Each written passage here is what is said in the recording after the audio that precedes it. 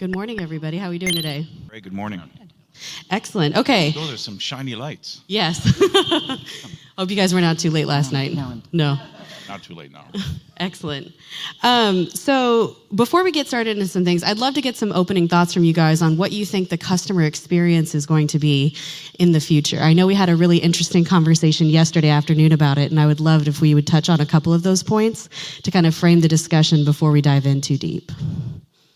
Yeah, absolutely. I think one of the things, and I loved kind of the conversation and the way we're taking things today, is talking about kind of the wise utility of the future being customer obsessed, really caring about their customer touch points from beginning to end and looking for ways that we can integrate new channels, new verticals, new opportunities for them to dialogue, and then to leverage the data that we're gathering, hundreds of thousands, if not millions of data points per day, per minute, per hour, and looking at ways in which we can make customers' lives more transparent, flexible, easy to access.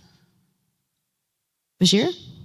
Yeah, so as a utility customer, just like everybody else here, we see the future of utility customer service really driving the utility strategy as well as who the future workforce of the utility is going to be, because there's a direct correlation between the two.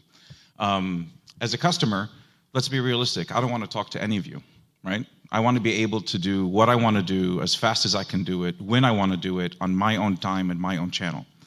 The other thing is I expect every one of you to kind of give me advice as a customer around how can I improve the quality of my usage of your commodity that I acquire from you, as well as what are my opportunities of cost saving. And then on top of that, I'm also expecting you to be available for me 24/7, right? So we're all going through that every single day. So how are you able to actually support that when your organization doesn't give you enough budget to hire an army of people to actually support this change in customer demand? But then also IT budgets are shrinking too due to our current economic situation, and you're not really sure where to make the right investments. Is it on the asset side? Is it on my grid side? Is it going to be on the customer side? So the key theme is proactivity is what I see the future of customer experience and customer service, but that comes with its own set of complexities around data collection, making the right decision, making sure that your automation is actually recommending the right things for the right customer, which comes in also around customer segmentation, which also all ties at the end to data quality and data availability. Excellent. And Lakshman? Yeah. Now, you see a lot of shift from the customer experience to the digital economy. Now, customers are like, they just want to do self-servicing. Like, they want to interact with different channels. Like, they just want, not just traditional way of interacting. They want to have more digital channel options so that the way they interact with the, utility companies are going to change. It is actually shifting the investments that are made by the companies to accommodate these digital transformations. So customer is, by end of the day, has options to choose, right? So this is very important to make sure that you make the customer journey seamless, simple. That way, when we have a heavily regulated market where price is not a key differentiator, you need to differentiate yourself with other organizations where you serve the same electricity, same gas, same water, no matter. But in the customer journey, how do we differentiate and partner with them and get more insight what customer is actually looking for? This is like this takes a lot of efforts for the organization to be prepared in terms of infrastructure, in terms of technology innovations. That requires a huge set of transformation platform. So this is like digital assets now, digital economy. So this is embracing for the companies to more opportunities, more challenges in this digital arena. Excellent. I think that's a really great way to get things started. But, in order to really dive into the nitty-gritty of the things, we have to kind of talk about what are the drivers, right? So what's driving the response from utilities from the customer demand side? You want to start? Sure. Survival.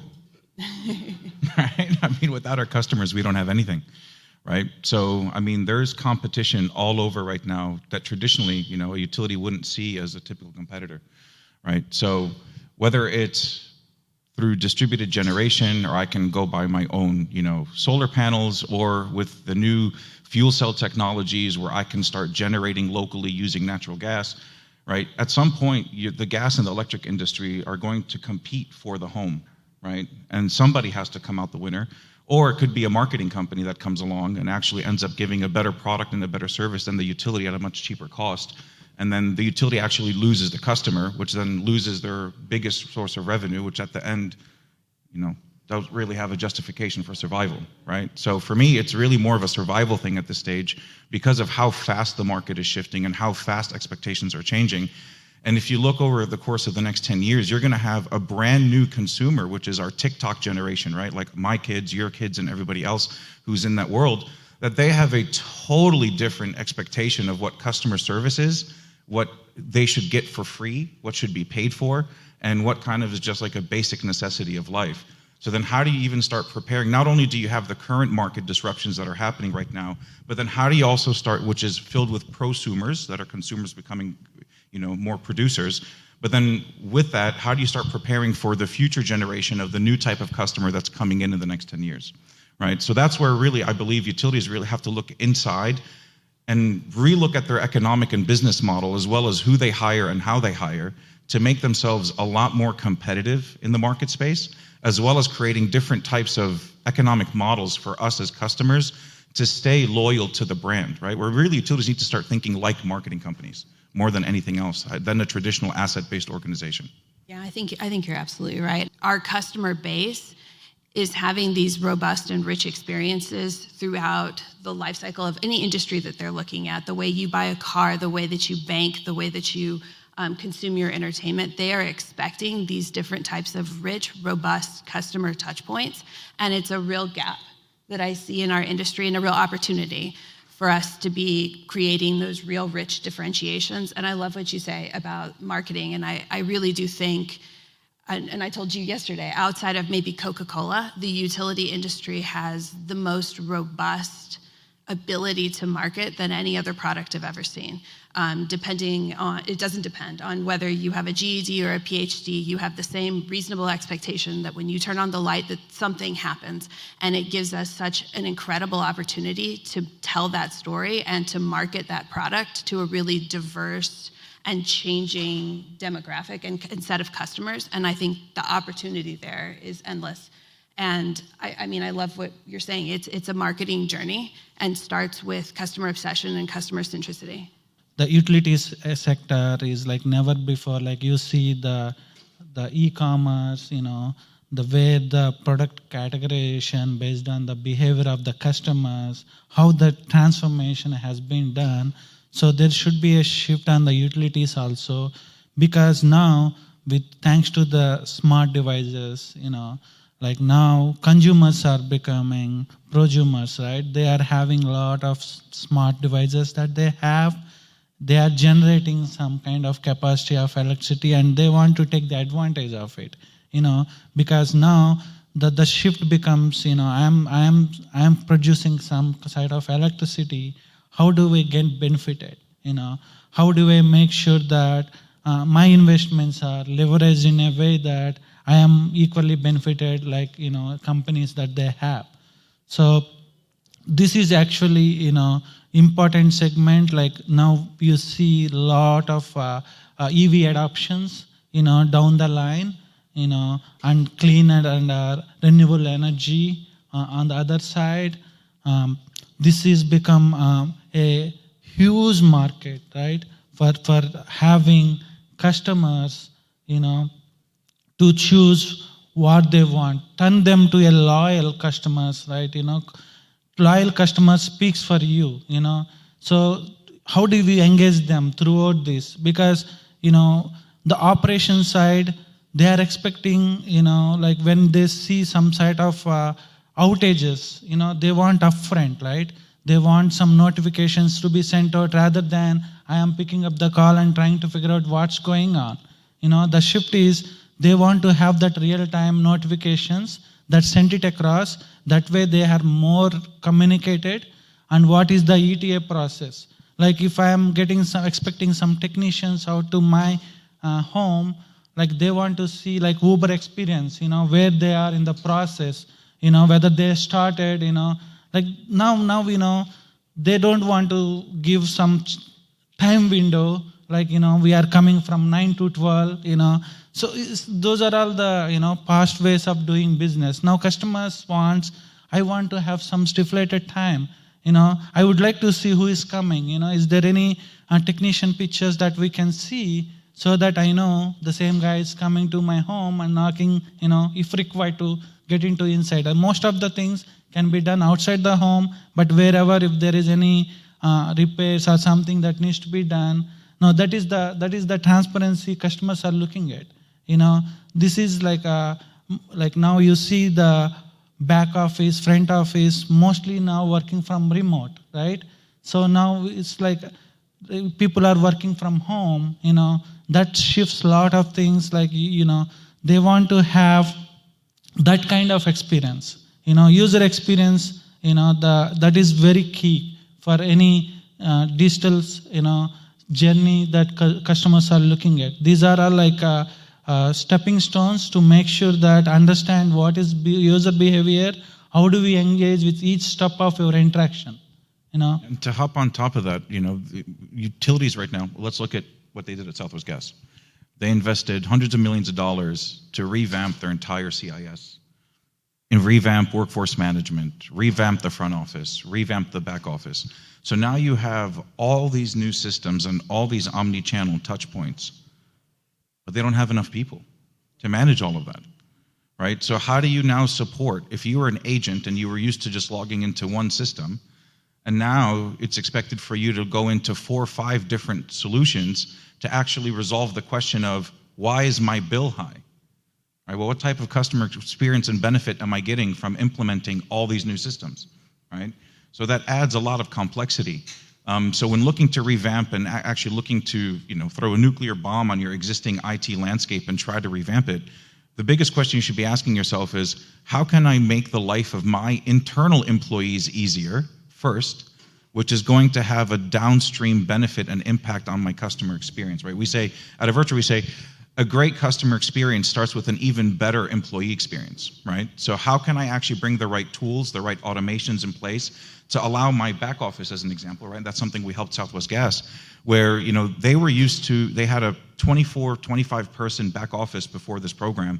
And then when they went through their acceptance testing, they realized the amount of exceptions that are now being created because they have such a smarter system than they did in the past, right? So what do you do to support that? And that's where, we partnered with Southwest Gas to put out some automation around how to resolve these exceptions that are happening on a daily basis across your channel, whether it's from self-service, whether it's from the meter readers, whether it's from the field technicians, whether it's from the front office, or the system itself creating exceptions. And I think right now we're at around 130 to 150,000 automated decisions a month that our system is doing on behalf of the agents, which allowed Southwest Gas to start putting a strategy of reducing the total number of back office agents that they had to up. So when they went live, they realized, 25, 30 is not enough. We have to double, triple the capacity. So now we're on, a way how to bring those resources down to put those teams back into what their typical job is, right? We took people from different parts of the organization and said, now you have to support the back office. Well, that's not my day-to-day job. Well, I need you to, because I don't have budget to go hire anybody else, and now we're increasing in the number of daily exceptions. So we used automations to really, not as a mechanism of taking people's jobs away, but really allowing the teams to focus on the right things that are going to help improve their job efficiency and have a downstream impact on the customer experience. Because if you let something go out of the back office and it ends up ending on the bill, you're going to have the customer call, and that's going to generate this entire cycle where now your front office is getting impacted by something that just got passed through your back office. You bring up some really great points, and actually we were going to touch on a couple of those things, so thank you for threading the needle into this discussion. So once you have these automation tools in place and you're starting to gather all of this data, how are utilities able to take things to the next level? Christina, could you touch on maybe some of those points? Yeah, sure. So I think some of the things that you're talking about, and one of the things that I think is really important, especially as you are starting on this automation and engagement journey is figuring out that upskilling and retraining journey for your employees. Because one of the things that's really scary when you start hearing about automations and saying we're kind of going to dramatically reduce our call center size is, what are we doing with these folks? And one of the things that makes utilities really wonderful and unique and special is the fact that we retain our employees, that they stay for a long time. At LCRA, we have employees that stay for an average of about 11 years.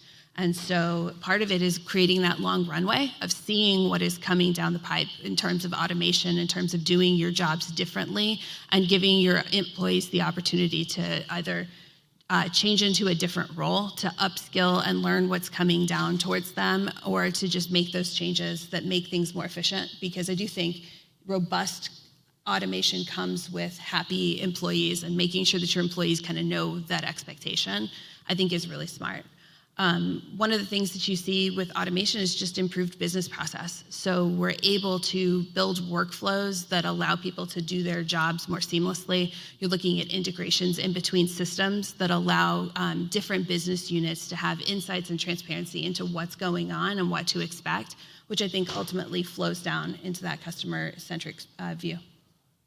Thank you. I mean, and we had kind of touched on this yesterday too, that there's some lessons learned that the utilities industry can take from what was happening in the manufacturing sector a few years back with like workforce automation, and how do you prepare for the tide that's coming? Do you want to talk about that a little bit? Yeah, absolutely. I mean, I think just as we're talking about this and it feels extraordinarily audacious, you know, to have a customer that wants real-time conversation or to understand when their meter reader is coming out or when they can expect service. It feels audacious in the energy space, but it is not audacious inside of everyday life. I shouldn't talk about how often I eat Domino's pizza, but I can tell you I know exactly where my pizza is on its journey. These are not new technologies. We're just leveraging them in a way that feels really new to us. And I think it's really important for us to take lessons learned from companies that have had to do this really hard work. When you start thinking about automation, the manufacturing sector is one, to see their lessons learned so that we can then start to apply that to our journey. If we're a few years behind, look at the people that are doing it well. Look at the people that have had really major setbacks. Look at the way that their employees have had to transition from doing a job that was very manual to doing something that's more automated, and to really take those lessons learned to heart. Thank you. Bashir, do you have anything to add? Well, this kind of goes back to what we're talking about, the internal employee happiness, right? And the different type of employee that a utility should be looking at, right? Because if you can imagine the call center of the future, or the back office of the future. So let's say you invested in all your IVRs that you needed, and all the chatbots that you wanted, and all the decision engines in the world that you wanted to invest, and money wasn't an issue. So what does your call center look like right now? Right? It's going to be crickets. They're going to barely get any calls. So who is the call center agent of the future?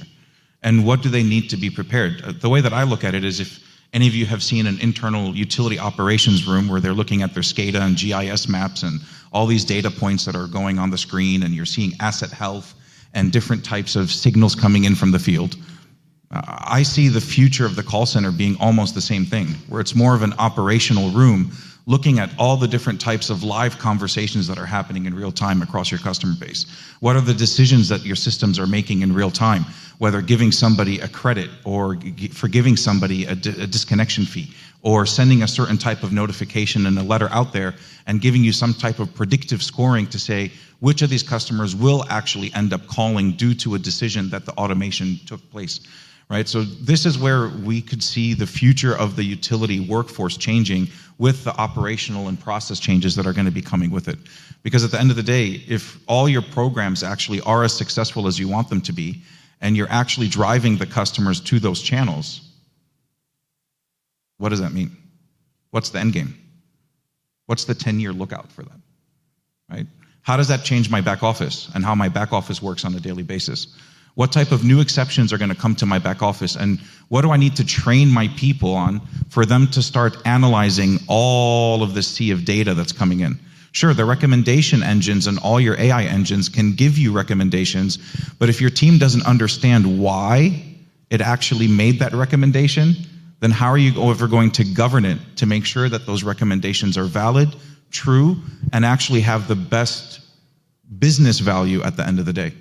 So I see this is going to be a really big shift because a lot of our partners and our utility customers are going through these programs to solve problems of today.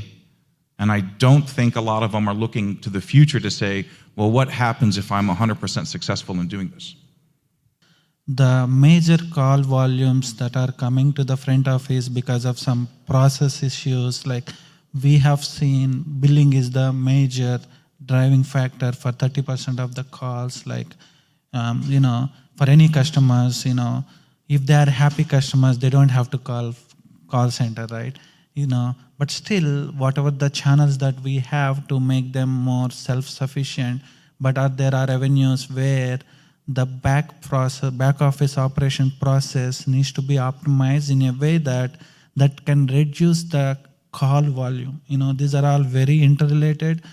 Oftentimes back office, they may not be directly impacting with the customers, but doesn't mean that they are not related to the customer experience journey. Those are all very interconnected, and that business or process efficiency on the back office definitely a win-win situation for the overall employees, suppliers, or even customers.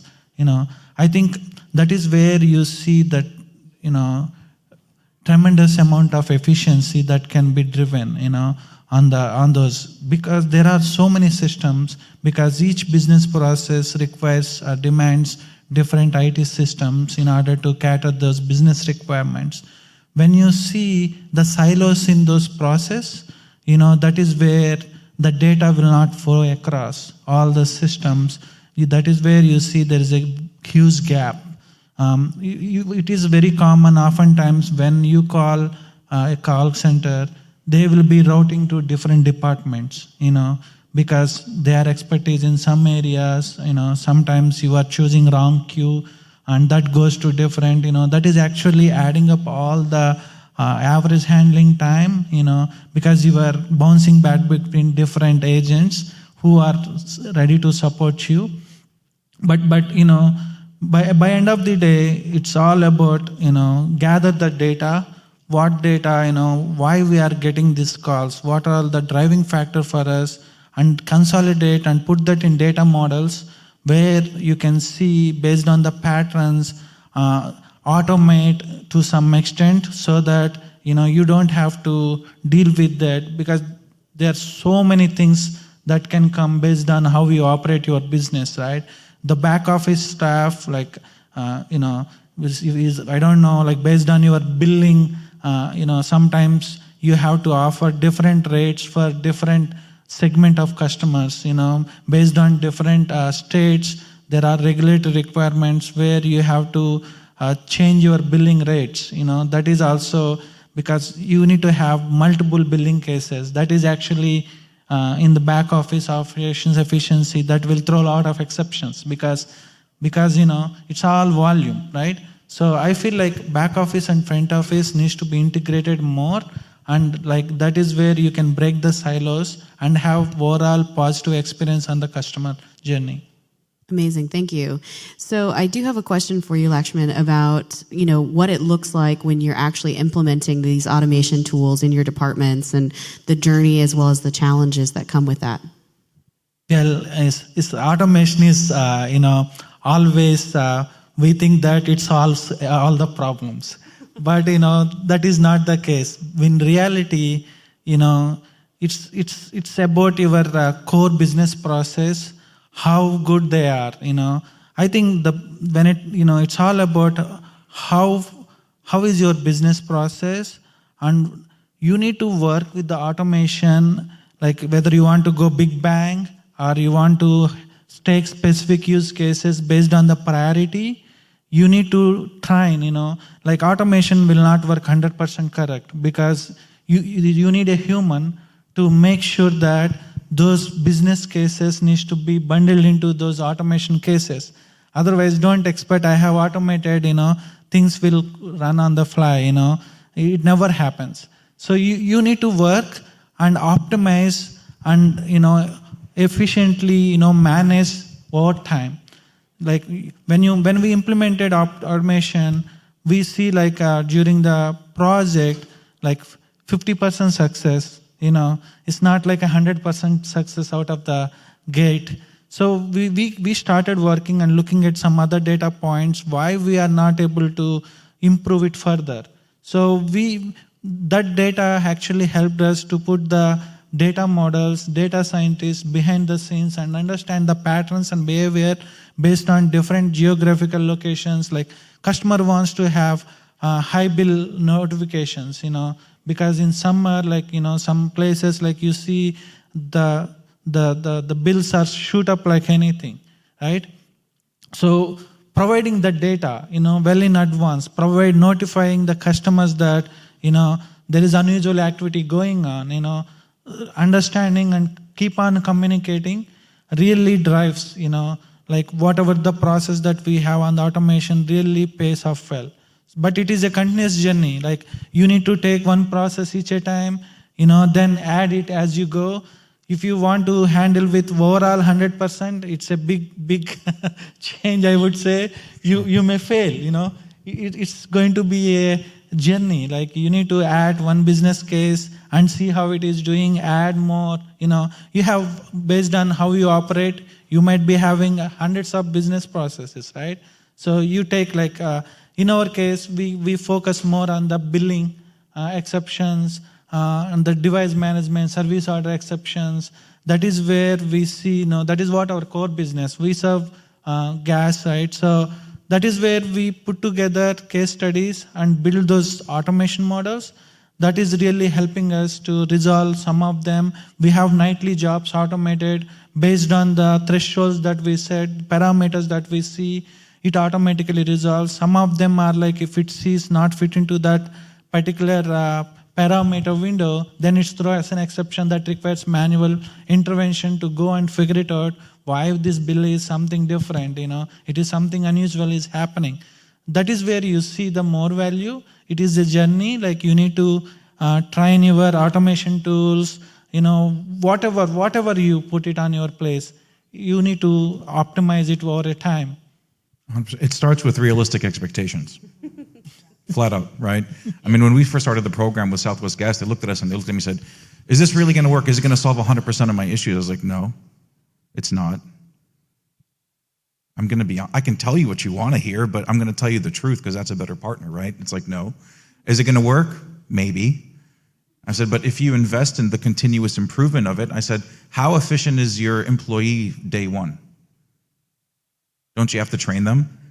Don't you have to keep investing in them? Don't you have to give them different types of scenarios throughout the seasonality of the life cycle of the work to start learning more? I said, there's no difference of treating automation as you would treat a freshman in college or your children trying to learn a new language or a new skill.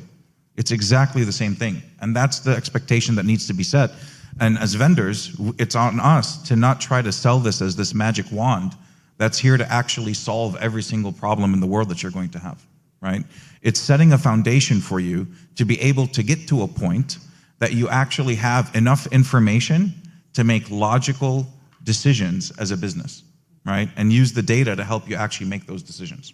So our journey with Southwest Gas has been awesome to date, right? During the project, we were using dummy data. It shot up during the initial testing cycles. It was great. And then when we went live, and real data was coming in, and that's the most important thing. Through any single data science or automation journey that you have, invest in data. You need to make sure you have real world data and not just, excuse my language, crappy simulated data that at the end is going to give you a lot of false positives, right? So taking that time and investing in data is really critical, because when we went live and our automations first ran, 48% accuracy? Well, what happened to the 85, 86, 87? Oh, well, we didn't take all these 20 parameters into consideration in real world scenarios, right? So we had to go in, our data scientists had to tweak. And right now, I think we're a year into it being live in production, and we're at like a 92 to 96% accuracy rating, which is great. It's still not 100%, right? And it'll get as close to 100 as possible, but it might not ever get there due to the changes in the nature of all the different environments and systems around the automation. And if you think that, oh, this automation should automatically adapt to these 20 other systems that I'm adding. Well, no, that's not going to happen, right? Because it needs to know that you're adding 3 more systems around demand response, outage, whatever it is that you're putting out there, right? So it's a continuous journey, continuous improvement, and continuous innovation. And you have to start thinking with an automation first mindset once you actually make this investment, or at the end of the day, you're really wasting your time, your money, and your people's time being part of these programs, right? So we're really excited on where things are going right now, and seeing how we can now extend this across the enterprise. But the most important thing is, we're collecting the right amount of data and the right amount of information to understand how these processes are being executed within Southwest Gas. And for those processes that our automation can't figure out and resolve, like Lakshman said, we put in a process to actually move those to the human agents versus our digital agents that we have running. And then we actually monitor to see how those agents resolve the problem, and then take that data back and go back and retrain our automation so the next time it happens, it should be able to pick it up successfully, right? But there's literally unlimited types of corner cases that you end up finding, whether they're commercial customers, landlord, people going in bankruptcy. There's so many unique situations within the utility space that you can't just rely on a fixed set of processes and say, this is how everything runs, because we're all finding that's not to be true. And I'm sure, Christina, in your world, under process improvement, it's a continuous evolution of the process. Do you have any thoughts that you'd like to add, Christina? I think Bashir did it well. I think the other thing that I really appreciate that you talked about was value creation and making sure that it isn't automation for automation's sake, especially in situations in which we don't have unlimited budget, where cost is then passed down to our customers or attempted to be recovered, that we're making sure that we are creating value at the end of the day, and that we're being very intentional with what processes we're trying to automate and how we're going to be adding value back into that conversation. Just a quick reminder to the audience, if you would please go to Slido and drop in your questions. I'm going to ask one more question to the panelists and would love to hear from you so we can have a really engaging conversation. That was a lot to say all at once. It's Tuesday morning, y'all. Okay, so final question for the panelists. Would love to get your final thoughts on the sexiness of automation in the customer experience and how impactful it can be. Lakshman. Yeah, now customer is the king, right? Customer drives the demanding drives on the IT side to evaluate, and changing the technology at fast pace. Sometimes it's very challenging. The infrastructure is not ready, So it put us a lot of digital transformation projects, the cloud, now that actually embracing a lot of cloud journey to the utility sectors never before. With the pandemic, you see the supply chain issues, because you cannot spin off, the hardware that is massive amount of data that is coming from all these digital channels, whether it is IVR, chatbots, mobile adoption has been increased a lot. The mobile adoption is, I just want to do everything, whatever I am doing to connect, whether I will be chatting with agent, whether I am doing my self-service or real-time text, 24/7. Now the customer demands is, I would like to get response in automated way or one way or other, or talking with agent in real-time experience. The real-time texts are now going to be a feature. One message, you send it, then expect to complete, rest of the things to taken care. This is actually win-to-win situation for the customers and the companies. This will help improve a lot of customer experience. You don't have to wait for minutes or hours in the call center waiting for your queries to be answered. I think the future is more investment on the digital side, your transformation journey on the CAS implementations, to keep in mind that customers, the mobile changes, the mobile requirements. Now, these are actually also posing the greater threats on the cyber security. It becomes companies very challenging. If I am having the customer personal information data, it's very difficult for me to manage, because in case of any data breach or something, you are accountable for it. So this is very challenging.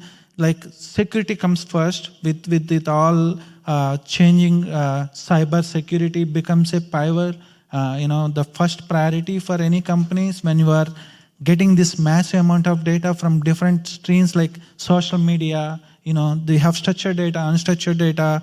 What sort of information you need in order to identify your customer. This is actually posing great risk and challenges, new opportunities, new challenges. Definitely, companies, the adaptations. You need to keep in mind this kind of new way of operating business to keep your customers loyal and continue to be with us. I think it is changing drastically. Customer demands are changing and driving a lot. Excellent. Thank you. Christina, final thoughts? Yeah, I thought that was wonderful. I think, the customer is king. The customer is getting incredibly robust experiences throughout their entire life cycle of the products that they're encountering every day. And I think it's limitless opportunity in the utility space. I think we have the real fortune of looking at people who have done it well. We're not necessarily at the bleeding edge when we're looking at how we can engage customers through their life cycle journey. So there's a lot of lessons learned that we can then take up. I am excited and fascinated and energized by the opportunity to continue to identify new customer segments, new ways to serve the customer, and to continue analyzing and really putting some rigor behind that customer journey and changing customer needs, especially living in the Central Texas area, just knowing how we are changing demographically, geographically, psychographically, and how that impacts our energy usage, consumption, and how it impacts our demands on how we want our kind of energy journey to be. We have smart homes, we have smart devices, we have just a lot of different needs that are needing to be met, and I think it's limitless opportunity inside of our industry, and I'm really excited about that. Amazing. Thank you. Bashir, bring us home. I think automation's really sexy. Yeah.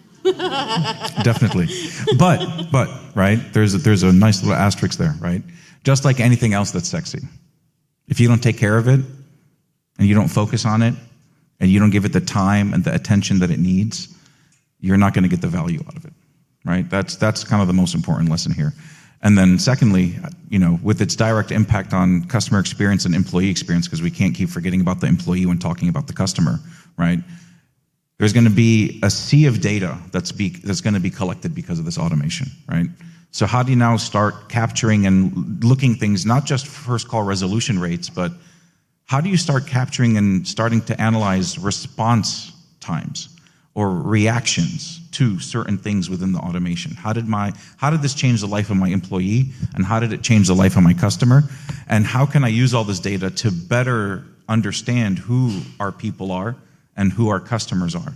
Because that's the only way that you're going to be able to create new types of economic models to keep us around and to keep your brand really thriving as a utility, to really drive that brand loyalty and that customer loyalty at the end of the day. Awesome. Thank you. And we do have a couple of questions that have come in. So thank you for your participation, audience. We appreciate it. Our first question is, what's the best way to break through status quo thinking within a utility, up against billboards and print instead of digital and an audience of one? Christina or Bashir? Yeah. I'd like the utilities to answer first. Yeah, let's do it.